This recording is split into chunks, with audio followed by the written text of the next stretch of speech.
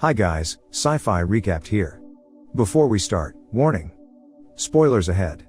Today, I'm gonna explain a 2020 Chinese thrilling wuxia movie called Tai Chi Hero. In mainland China, Yun Ting, the leader of the Asura sect, gathers all his followers to announce important discoveries. He shows the mysterious black Tai Chi box, containing the Asura elixir inside it, which they believe would give them the incomparable power to conquer the entire territory. As the followers drink the elixir, two renowned Tai Chi fighters, Zhang and Yan, interrupt and accuse Yun Ting of giving the fake elixir to his followers. Shortly after, the followers begin to feel excruciating pain, proving that Yun Ting indeed feeds them with poisonous liquid. Yan suddenly attacks the leader of the sect with her sword, while Zhang attempts to eliminate the emergent Asura's guards.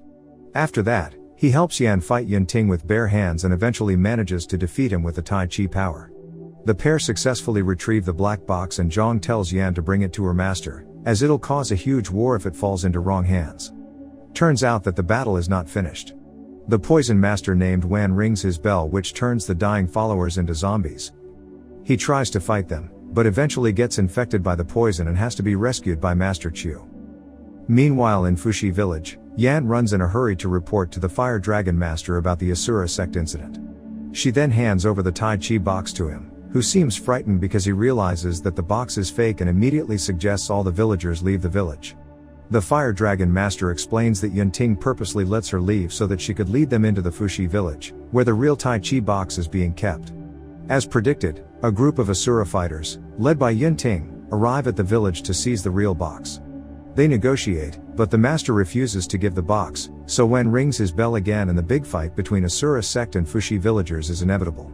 Realizing that they cannot win the battle, the master brings Yan to his house and hides in a room where he reveals that the Asura's followers have turned into blood rakshasas, a type of demon. He also explains to Yan about the origin of the box.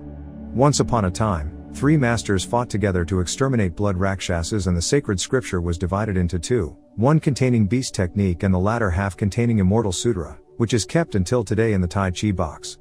They decided to burn all the scripture, but unfortunately one of the masters, Sichu Wang, had an evil plan, keeping the beast technique to himself and burning the fake scripture to deceive the others. Afterwards, the master gives the real box to Yan, telling her to bring it to the Dragon Gate sect to find a man who can open it. Soon, the Asura sect appears in the room. The Fire Dragon Master has to face all the fighters alone.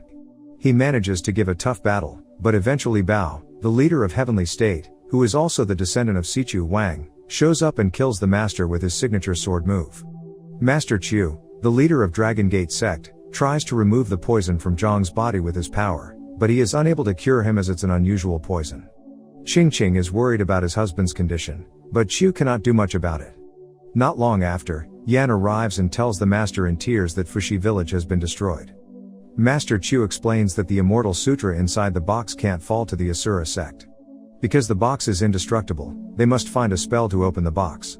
He orders Zhang and Yan to find Kuailu Osanti, the only person that can open the box, and destroy the scripture immediately. Furthermore, Chu mentions that Zhang must go to Master Hu first before the poison spreads throughout the body.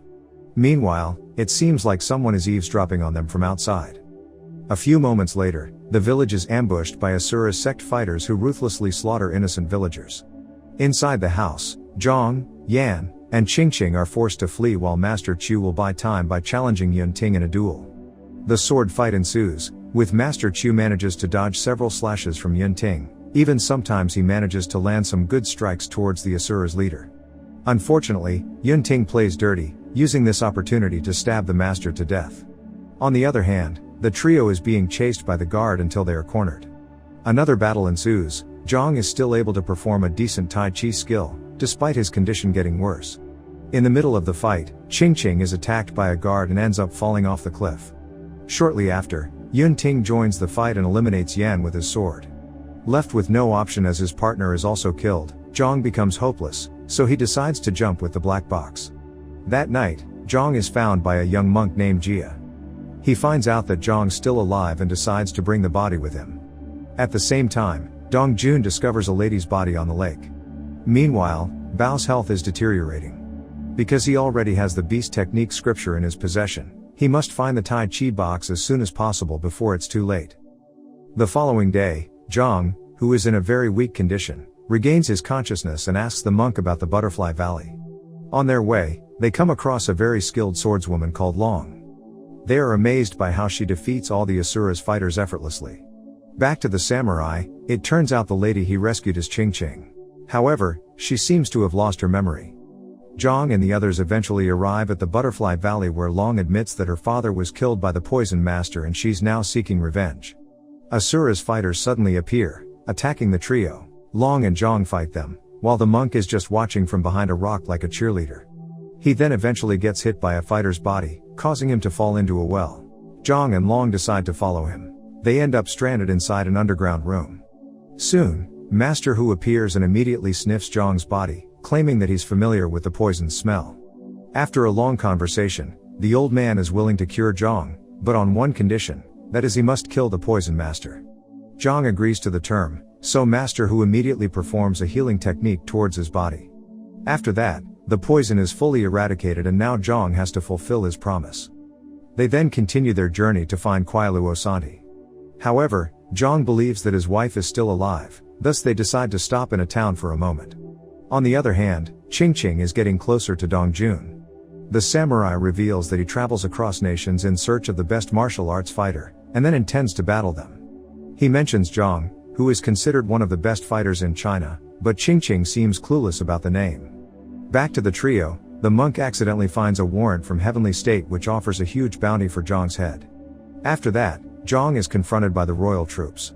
They attempt to arrest him, but he manages to defeat all of them and eventually decide to leave the city. When they embark, Zhang accidentally sees Ching from a distance, but Jia and Long convince him that she's not her, as she gives no reaction at all towards him.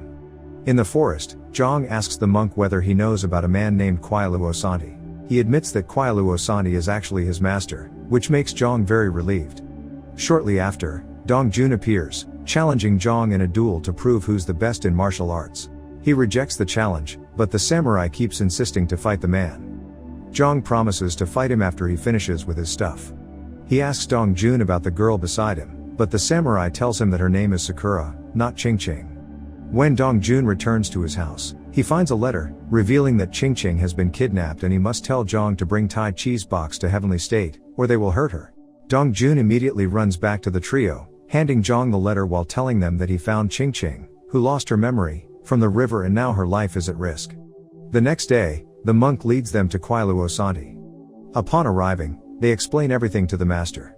After confirming that Zhang's worthy enough for the spell to unlock the box, he writes the spell on Zhang's palm. The monk decides to stay with his master, so Zhang and Long immediately walk back to the city to rescue Ching. At some point, they stop and Zhang attempts to open the box with the spell. After the Tai Chi box is successfully open, Yunting suddenly shows up. Turns out that Long is working for him all this time. She steals the box and admits that she has memorized the spell. As they leave, Zhang is attacked by the fighters, but he manages to defeat all of them easily. Long and Yunting return to Heavenly State where they hand over the Immortal Sutra to Bao. As he begins to master the scripture, Bao orders his subordinates to defend the place from Zhang. Few hours later, Zhang arrives at the palace to save Ching, who has regained her memory after getting her head knocked earlier. As they refuse to release Ching, Zhang decides to fight the whole army single-handedly. He manages to defeat all the fighters without getting injured at all.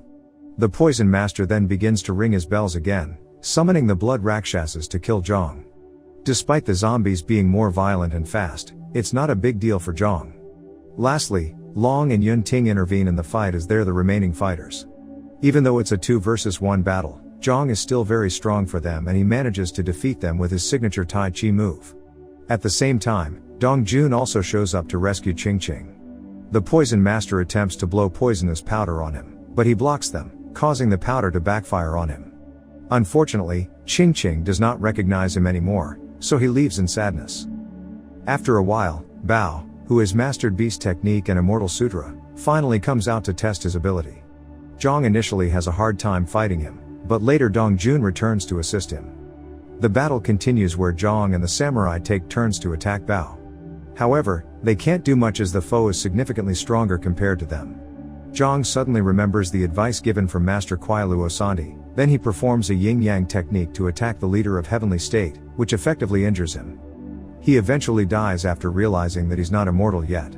After that, they get into the palace, finding the Poison Master who later dies of his own poison. The men subsequently approach Ching Ching, but she chooses Zhang instead of the samurai, leaving him in disappointment. Months later, Zhang and Dong Jun meet again to prove who's the best fighter in the world. Subscribe to watch more videos like this, turn on notifications, and leave a like to help the channel out. Thank you for watching.